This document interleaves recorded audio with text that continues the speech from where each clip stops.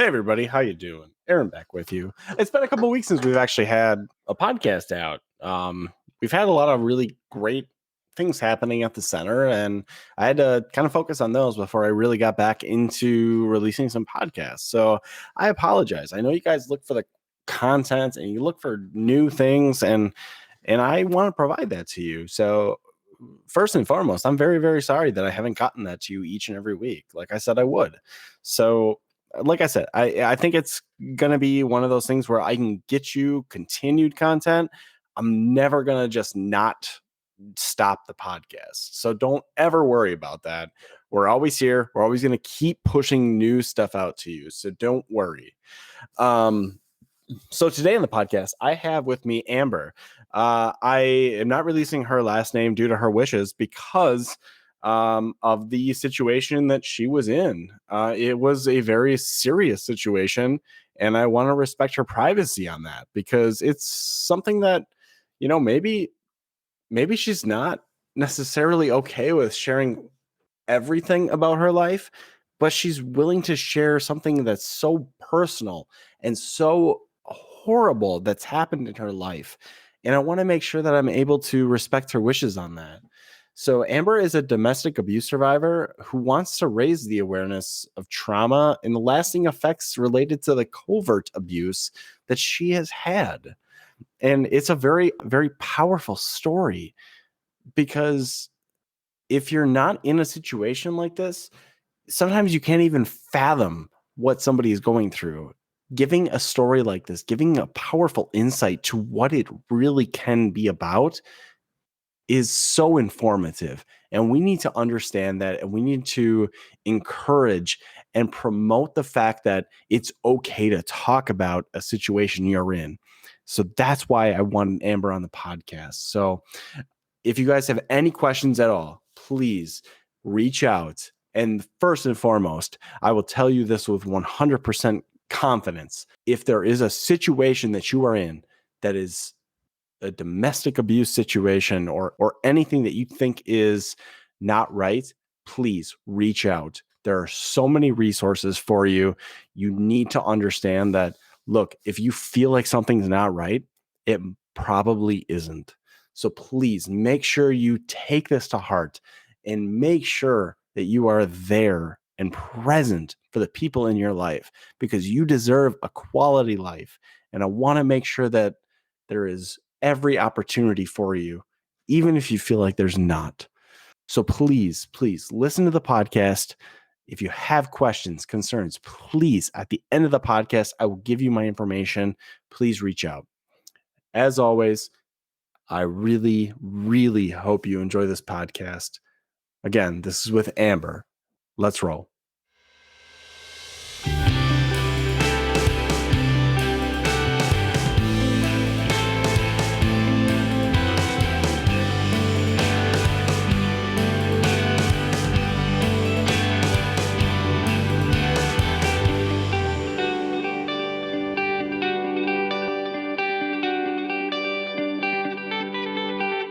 All right. Hi, everybody. Welcome back to the podcast. Tonight, I have with me Amber. She is a domestic abuse survivor who wants to raise the awareness of trauma and the lasting effects of and related to covert abuse in relationships. So, Amber, thank you so much for joining us. It is a pleasure. So, and when we were talking before the podcast started, you were talking about covert abuse. And I was a police officer prior to this, but I've never heard that term before. So what exactly is covert abuse? So I think when people think of abuse, they imagine like physical, which is more like overt, and like the put downs and maybe even emotional abuse. But what I really want to bring awareness to is the like psychological, the manipulating. When I left, which was almost 2 years ago, actually the domestic violence piece of it, which came 8 years into the relationship, was the best thing that happened to me. Getting physically assaulted, because it woke me up to the fact that this might be abuse. And then to the domestic violence, my advocate, who brought some insight. And yeah. You said this kind of occurred like 8 years into your relationship. Yes. Did you ever see anything prior to that? Like obviously in the beginning in relationships, everything seems to be so great and so perfect. But when, like, looking back, did you see any signs of any sort of abuse prior to that, Mark? No, because I think that's part of the whole, what sucks you in is like kind of the mask and kind of what they portray themselves as. And then, yeah, once, I don't know, I mean, on our honeymoon, that's when I could see the signs right away. But at that point, it was like, we're married. And I did try to reach out like 2 years into the relationship, when I started to see signs of the abuse more and more. But at that point, nobody believed me. And I think I just started to like check out, zone out, kind of probably 2 years into it, 3 years into it. And then I'd say like for a good 3-year period, I was just in a like zombie like state, like real checked out. Before all this, I was a full-time student. I had a full-time job. A lot of friends. 3 years into the relationship, maybe even a year into the relationship, I started to become like a prisoner to my home and eventually my room. And then something in me, I think after my second son was born and was diagnosed with autism, something in me like started to wake up. Mm-hmm. I'm still like processing all this and trying to figure out like what exactly happened, but I think that's part of, I don't know, like some survival instinct like started to kick in, like you need to get your kids out of here. But my brain was like, that's when the like manipulation started, like got even worse. But something like in me knew that I had to leave. Yeah. But when I left, at that point, I had been diagnosed with bipolar and agoraphobia, which is the fear of leaving your home. And had papers written up that I would never be able to work again. My now ex-husband, I had believed that I was mentally and physically incapable of anything. So when I left, I was so brainwashed that I don't know, something in me got me out of there. Sure. And I'm sure with you raising kids, that probably did spark something to say like, hey, I need to do what's best for them. And then all of a sudden it seems like you could almost recognize maybe those little things that you didn't see prior to that. And I can only imagine how that feeling of being trapped in something can be just so frustrating and so just hopelessness is the best way I could feel like that. When you started to kind of something woke up in you, you said, what was like the first step? Like, how did you feel that second that you said, all right, something woke up in me? So what was the steps that you took? So like now looking back, I can see that something woke up in me, but I think so I don't know. I lived in like fight or flight for so long that like I started to see physical symptoms, like my hair was falling out. I had like so many diagnoses at that time. Like I was on like 10 different medications. My heart rate I didn't sleep for like a year or two because I couldn't get my heart rate down. Yeah. I started like fantasizing about like hurting myself, dying. And I was Yeah. like, my kids need me.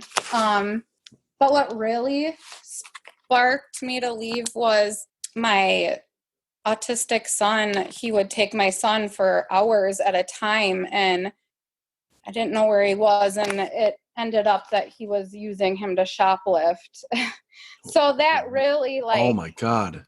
that, and then the domestic violence incident is what really like when I found that out, I left the next day. So sometimes I think it's like those like big things that I needed to some validation, I guess. Sure. Well, it Yeah. sounded like there was so much compounding things that, like, basically were showing you, yes, this is wrong, this is not healthy, this isn't good. But I'm honestly shocked to hear that somebody would use your autistic son to shoplift. I mean, like that to me, that's so immoral. I can't even imagine somebody doing that. Well, you don't like, and that's the like craziest thing because until um actually my advocate like told me that it was on that she could see that he had gotten a citation or whatever. Yeah. But you just are so used to like doubting yourself and not trusting your instincts at all that even though I saw like signs around the house, like we had more like started accumulating like more and more things from like stores, boxes of like movies or whatever, like you just are terrified to like when I did confront him about it, it's like you have so much like your brain is so traumatized. Like I don't know, like people don't understand that. Like why didn't you just like I wasn't allowed to look at the bank accounts and things like that. Like why didn't you just? It's like no, over 8 years of that, you get so grinded down, so worn down, and you don't trust. Like you start to question your sanity. Like Mhm. oh maybe Have you ever heard of what Stockholm syndrome is? yes, Is yes. that what it's kind of similar to? Yes. So actually, I've seen a counselor, and she said she thinks that I had Stockholm syndrome or definitely a trauma bond. So that's another huge piece of it is that person that's causing you like so much distress is the one that you go to for comfort. So yeah, you get addicted Yeah. to them. Exactly. Wow. It's amazing to hear all this, and it's so humbling at the sense of like, you think everybody always has this perfect marriage, everything's good, because you don't hear about stories like this. You don't hear about people being manipulated and not saying anything because of the fear of maybe saying something, or even the fear of just you're that quote unquote brainwashed. I can only imagine how much of a toll that probably had to take on you to say, yes, this is not right, I need to move on. And I think we were talking before the podcast, you were talking about an incident that really kind of not necessarily like enlightened you or opened your eyes, but you said that was like the one incident that did it. Well, that like got the ball rolling because I think what had happened is like I got pushed too far at that point, and I think that's what a lot of times happens to get women to leave. Like it really has to be their decision, and when they're ready, like when I mean, I think the statistic is women go back like 7 times. Mhm. But I like really had to like be pushed to get to leave to make me leave that home. But then after that, that's like just the beginning Yeah. because then like I didn't even recognize my own voice for like a year after I left. Like his voice is what I heard in my head only. Like my voice was so buried that I was just kind of going through the motions. I didn't have my brain back until recently. Like people don't get that either. Like my brain was so taken over.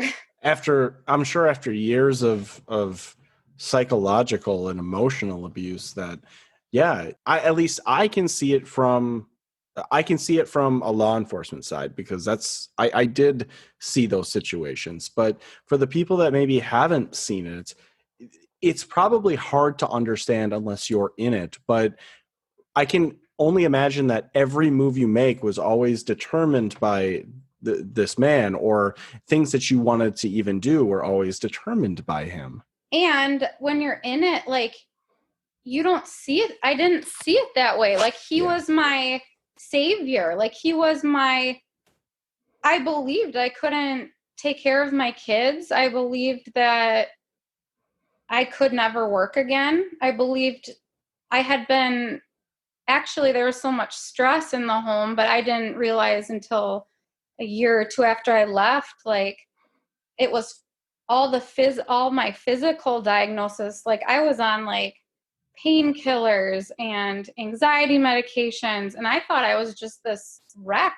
Like, I couldn't do it without him. I mean, Yeah. after I left, I would have like literal panic attacks over putting gas in my car. Like, Wow.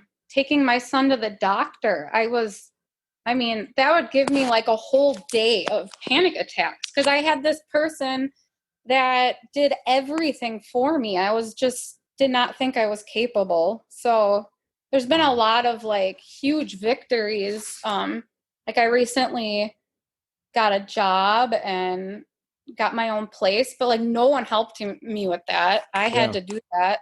So tell me about that process. Tell me about when you said, I'm done. I don't need this anymore.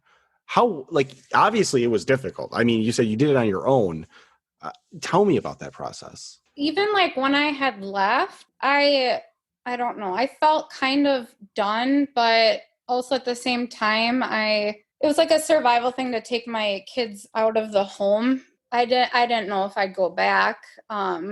Some like will in me is the only thing that kept me from going back, like refusing to be that doormat anymore. So when I had first left, like that was hard. But then what had followed was he filed for separation because I left, trying to get me like back or whatever. Hmm. But then a lot of like abuse in the court, like using that, I guess, to like further cause me distress. So there was like, I mean, court alone was like 15 months of Yeah. just so much stress. And I'm sure using that as leverage in your relationships to still try to maintain that manipulation.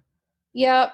And then, I mean, like at every exchange for my son, I had so much fear. I mean, I would shake the whole way there. I guess so getting from like point A to point B of like that strength that you have to have, I had to like continually like step into my fears. And it felt like climbing this mountain it's so hard to explain. It's like climbing out of this really, really dark pit. I was so hopeless and had so much, I don't know, you're so drained from all the abuse. And then you have now like all these responsibilities and losses. I mean, I lost like Yeah. everything familiar to me. I got like 2 pieces of furniture from the divorce. My dog was like, I mean, something like that. He let me see my dog for like 8 months. I mean, you're just really tortured. So, Wow.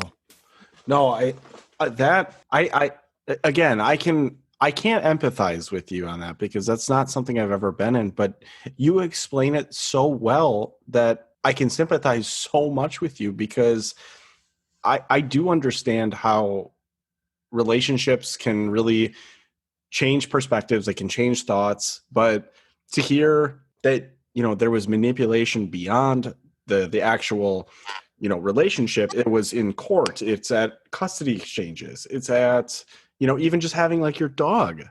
That is so hard to fathom that. And for people that have never been in your situation, to hear that, and to hear that you are here, you're still doing that, and now saying, I need to advocate for the people that can't do that right now, I need to mhm. be there for them.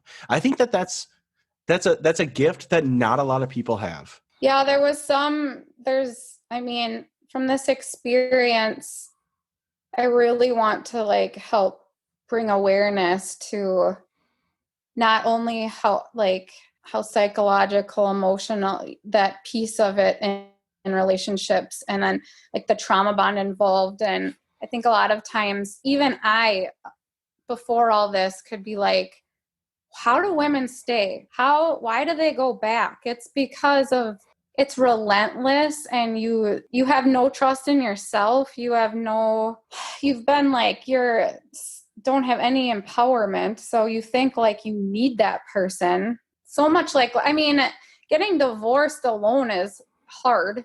Right. I mean, for me personally, having a child with a disability is hard.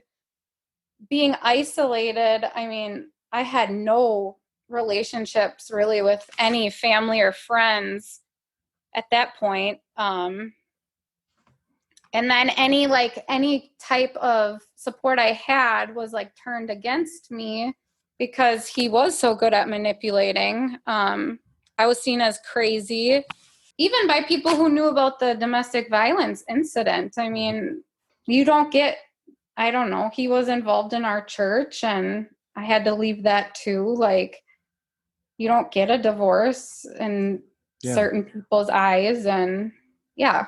And that's got to be so difficult to navigate through. Honestly, hearing that it's got to spark something in anybody to hear that your entire life has been uprooted on a basis of lies, on a basis of manipulation. And that, to me, that's something that I think people need to understand, that, you know, you could say, why didn't that person leave? It's happening. We can see it. Even the people on the outside could see it. But at the same time, you're not in it. You don't see it. You probably can't fathom really going through it.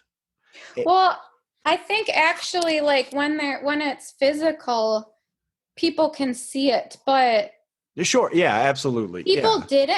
people didn't see. I mean, they thought like, oh, she's mentally ill or whatever. Yeah. And I think that's why the domestic violence incident was the best thing that's happened to me, because everyone, like myself and everyone around me, thought that I was incapable of anything. So, yeah. Wow. I just had to literally go with some very buried intuition I had that got me. I don't know. But you know what? Sometimes you can't describe what it is that drives you to do what you do. I mean, you can't. You can try to explain it to anybody, but no matter what, that's the feeling that you had inside that drove you to say, this is not right. This is it. I'm out. I'm done.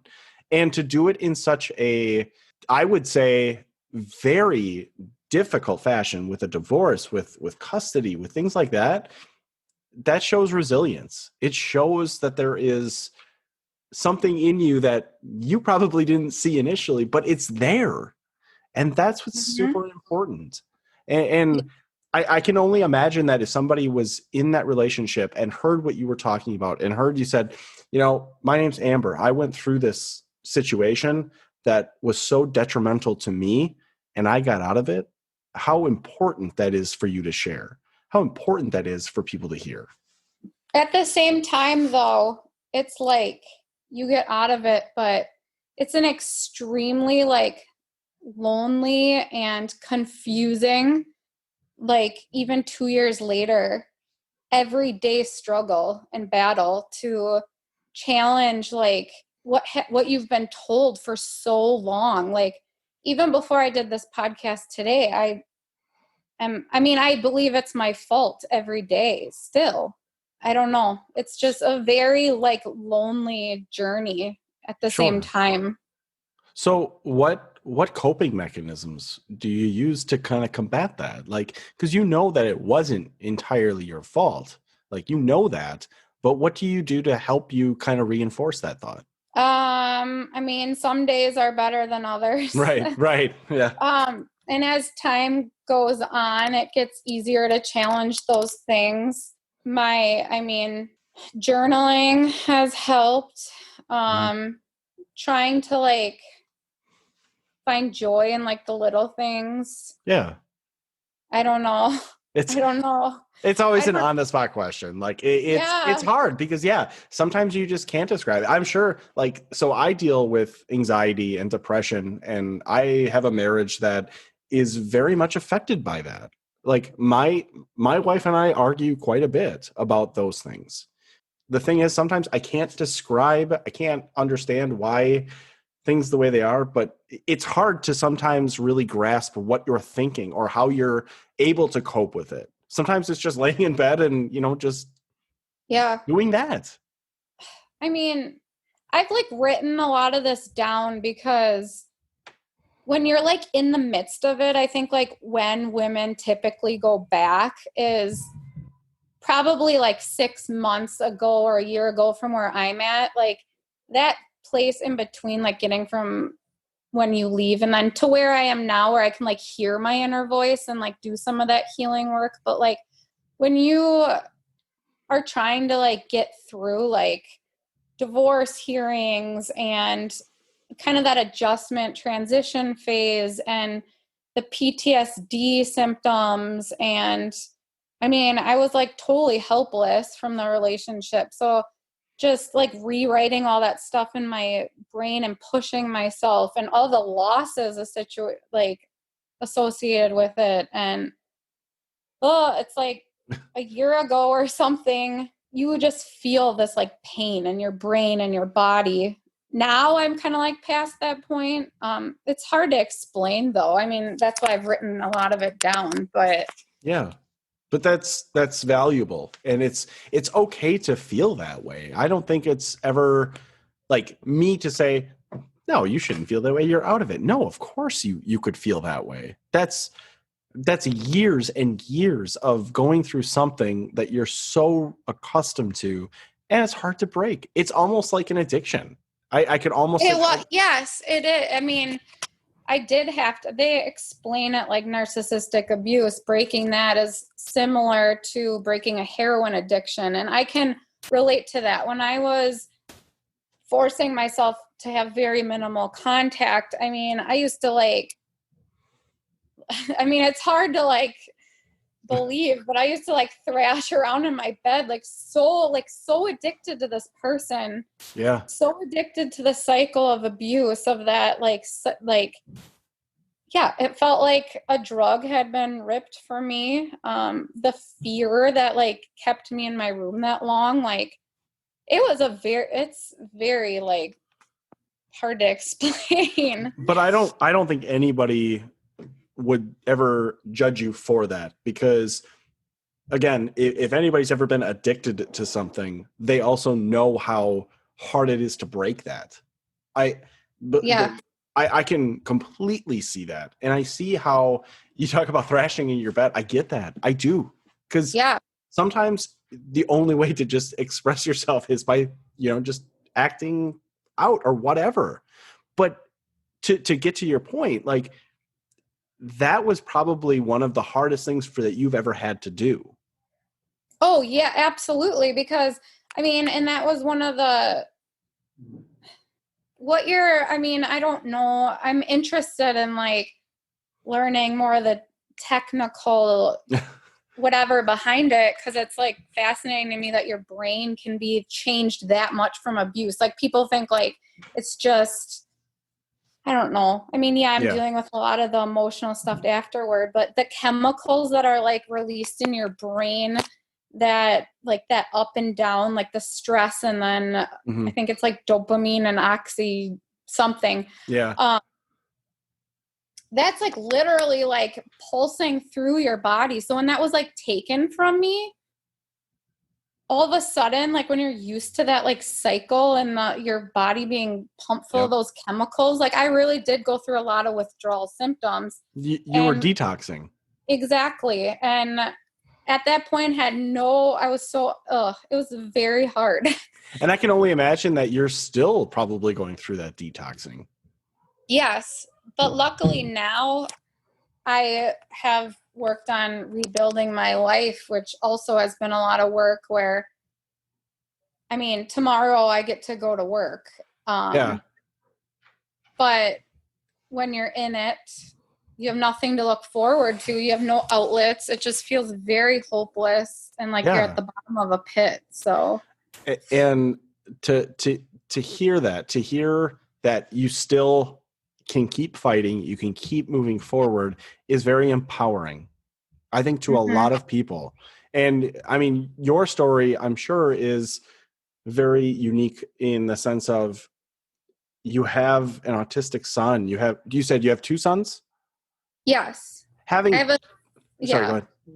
I have a 13-year-old who I think that was part of why I left too. I started to see him like withdrawal, and I was scared that eventually next, like, he started to like stand up, and I thought there might be a domestic incident with him. But then I had my three, he's 4 now, but when I left, he wasn't even verbal. Yeah. He was diagnosed with severe autism. Now he is talking, and but yeah, that was a huge reason also why I stayed. Just all the fear associated, like, how can I can't take my autistic son from, I mean, they really need like routine and consistency. And I was like, I can't take him from his home. And this is where he gets day-to-day therapy. Like I had, work to set up. That was like the one thing that I think also got me out was the passion I had to see my son, like, I don't know, getting involved in his therapy and things. Yeah. But yeah, I had set it up where it was in our home, and I was like, I can't just take him from that. And I had all his toys like perfectly, set up or whatever. And I remember looking at it one day and crying and knowing I had to leave it all behind. Yeah. And then helping him adjust. Like once we left, I mean, we lived with my parents for like a year and a half. And I mean, we were living at that, when we left, it was like a pretty much empty house because they were in the process of like about to sell it. And we slept on like mattresses, and it was horrible I think that'd be hard for any 2-3-year-old to adjust to, but when they have autism, and yeah, it was extremely difficult. That's a whole nother area that not many people experience. And for you to share that, I'm sure it has to be extremely difficult, but I think it's so valuable that people understand that. Yep. And I mean, that alone, like, I feel is very isolating when you have like a special needs child. Cause I mean, he's had enough therapy now where like I can take him to the park or things like that. But people don't understand, that piece of it too. Like when he was 2 or 3 years old, he wouldn't play at a park. He'd like run off into the street. Like they don't understand some of those social, So that was a whole nother piece to it too. To hear everything that you've gone through, to hear everything that, I mean, honestly, I have to completely tell you that I think it's so valuable for people to hear what you're saying, because you have gone through hell and back and you're still resilient and you're still saying, I want people to hear this. I want people to know that it's okay and you can still get out. I give you so much credit to be able to do what you do day in and day out. So I mean, seriously, that is got to be something that's so hard to do. I have 2 kids, 2 small kids, 1 2.5 and a 9-month-old. They drive me crazy just because they're 2.5 and 9 months old. I cannot even imagine the struggles and the hardships that you went through. And I cannot thank you enough for sharing that. And wow. I honestly, this has left me very speechless, because I don't know how you could have gone through something like that. I don't know how anybody can really have that courage and have the charisma to go and leave a situation like that. I mean, I really want people to know that it's possible. And there were so many days that I just told myself, like, I can't, like, Yeah.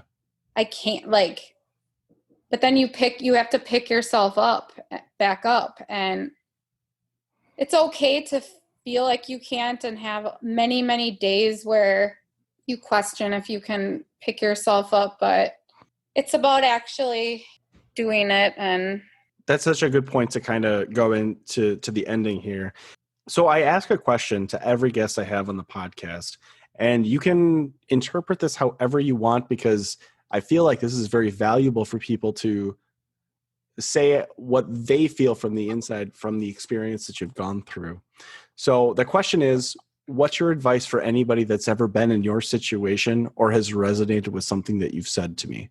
that you can do it, like the human, like, spirit or will, even when you like have nothing and you have all the obstacles in the world ahead of you, trauma and despair and losses, you can overcome that.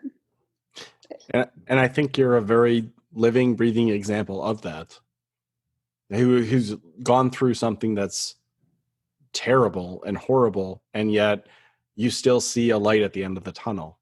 You've always seen the light. It's just sometimes was shrouded. No, actually, like, there's this one of my favorite pictures is somebody crunched up kind of in this like dark position. They're like walking toward the light, and they as they walk it gets like lighter and lighter until they're like standing. And I feel like I'm there now, but when you're in that darkness, like, I did not see the light. Yeah. I It was so hopeless, and I had so much despair, but just, I guess I asked myself, like, what's my choice? Like, I don't know. You just Right. fight. So I think that you're doing very great work with your advocacy to help people in this situation. And I'm glad that you decided to share your story with us and share how you are doing, because people need to hear that. And people need to understand that this world doesn't have to be about bad things. It doesn't have to be despair. It doesn't have to be hatred. That there is a way to get out of a negative situation. And it's not easy, but at least you can do it. And you're a living prime example of that. I guess, like, one of the things that did help me through it too, that I want people to know is, from this experience, like, I almost see it now as it was like a catalyst for like huge personal growth. And I am so much stronger. Like, I grieve that like person that now almost 10 years ago had to go through all that. But at the same time, I'm so much stronger. So you not only can get through it, but you can come out stronger and then Right. help others. And that is exactly what you're doing. I mean, plain and simple, that is. And so before we kind of wrap this up, is there anything that you would like to tell the audience, anything you want to promote, anything that you feel is very valuable to you, or anything that you want to talk about before we kind of end this? One thing that I did want to talk about is like that I think there needs to be a lot more education about this. I mean, I was like reaching up, for like a lifeline, and tried to get reaching for help in the ways that I could, like going to like mental health professionals and in my church and telling them things, and like no one believed me. Like, they just kept prescribing me more medications and things like that. And I think being able to have like more resources, more education, more support, so that having my advocate at the domestic violence shelter I was led to, like, continue to like believe in me. Like, she was probably the only person that believed in me for a long time when I didn't even believe in myself, and I'm still working on that. Having more people like be an encouragement and in those like weak, I guess more like people that can empower those who are like suffering through something like this and give them hope is And I think like huge.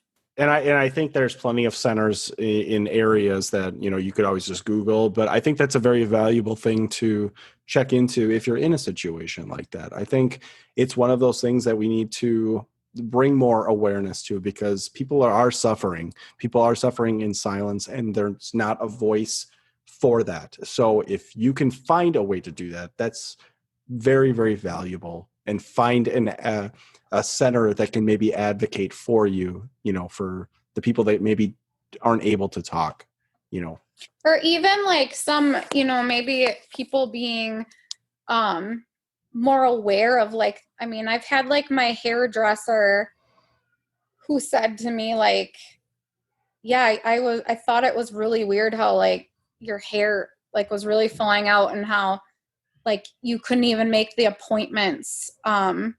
Just like with like sexual abuse, how they, have trained like doctors to kind of look for some of those signs and things like that. Just, I don't know, having some awareness for some of those, like, I don't know what I'm trying to say. No, I'm trying to say. unbelievable. I do.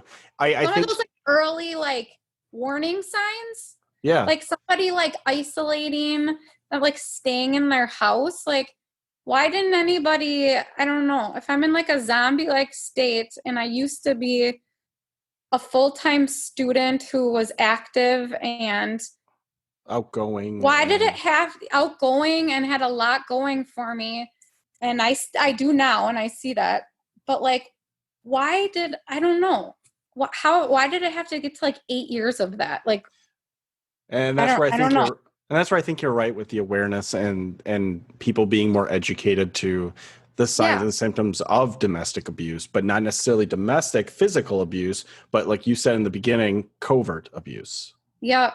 And like very psycho, like to the point where you just really gaslighting was a huge part of it. Right. Like you just doubt like everything, and then you learn to not trust yourself. And I think that that's something that, with continued advocacy of what you're doing and continued work for people to realize that, that's only going to make it better. And I like I said, I truly am just humbled to the core about hearing your story and hearing about what you've gone through, because that takes a lot out of a person, I can imagine. I honestly cannot thank you enough, Amber, for coming on and sharing your story. And as always, like I said, I'm so happy to hear that you're not in a situation that's causing you that much pain anymore. So thank you so much for coming on. Thank you so much, Amber, for coming on the podcast, because it's not easy to share a story like that. It's not easy to open yourself out to be vulnerable in that sense. So from the bottom of my heart, I appreciate you sharing that and giving us all an insight to what somebody in that situation can feel and understand. Like I said from the beginning, if there is any situation that you are in and you feel like you are struggling or you feel like there is a problem, please reach out. Google those domestic resources in your area, because if there is a problem, you need help and you need to be okay. Nobody deserves to be treated in a horrible manner. I mean that. And you need to understand it, that you don't deserve anything but the best quality of life that you can have. So again, thank you so much, Amber. And if you have any questions or concerns, please reach out. I hope you enjoyed the podcast today. If you did, please like, share, subscribe, follow, whatever platform you're on. It's so important at this point to spread the message, to spread the awareness that we're trying to promote day in and day out. this is not easy anymore. Life has become so much more challenging, and we need to make sure that we can continue to keep spreading positivity and to make sure that we can keep encouraging others to be the best part of themselves. So please like, share, subscribe. We're part of a really awesome organization called the Mental Health News Radio Network. We have a partnership with them where it is so many podcasts that encourage talking about mental health, encourage talking about so many situations that people encounter every day, but maybe aren't so apt to talk about them. And we're just one of so many different great podcasts. So please check them out. mentalhealthnewsradionetwork.com. Check them out. They're so great and they're so amazing to have so many different kinds of podcasts that maybe can speak to you if anybody else can't. So, with that, visit us on our social pages. We're on Facebook, Twitter, Instagram, Twitch, Discord, everything. I mean, you name it, we're on it. It's insane. LinkedIn. I mean, we just got ourselves finally okay with that, which again was my fault, but we're on that. We're on all of them. Please check them out. That's a lot of where we can get the most current, up-to-date information out to you. We want your support. We want you to understand that we're doing things that are so valuable to the community, but also valuable to every single community that you are in. So please check us out on all the Facebook, Twitter, Instagram, Twitch, Discord. If you have questions, comments, concerns, anything for me that we've had on the podcast, please email me, Aaron, AARON, at centerforsuicideawareness.org. I want to, one, hear your feedback. Two, if you have questions, I can direct you to the resources that you need. I want you to understand that even though I may have never talked to you before, I want you to understand that I am still there for you. And if you have a question or you have a concern, that is valid. And I need to make sure that I do my due diligence to make sure that you are okay. So please reach out if you have questions, comments, or concerns. The Center for Suicide Awareness has an emotional support service that is called the Hope Line. All you would have to do is text Hope Line to 741-741, and you'll be connected to a trained specialist free of charge to talk about any issue that you are facing. It does not have to be suicide. It does not have to be anything that you think it would be about. It is for anything and everything. It can be financial, relationships, advice, information, whatever you want. We are here for you. We have so many people available to talk to you. You are never, ever, ever alone. And you need to understand that, because no matter what you are going through, there are so many people that can understand and that can feel exactly what you are going through. So please do not ever feel that it is weak to speak about what you are going through. I have done it so many times personally. So please understand that. Again, you can text Hope Line to 741-741 for that immediate emotional support. I can't express to you enough how sometimes things are so hard. Sometimes you can't just express it. You can't. But I'm telling you, there is always a light at the end of the tunnel. And I can tell you that from personal experience. Do not ever give up. Do not ever think that you are alone, because you are not. It is so important that you understand that. And I'm speaking to you from a person that has been on the edge, that has been on the brink of feeling like there has not been something there. So please remember, be kind to one another. You are loved and you are important. And please, please remember, you are not alone.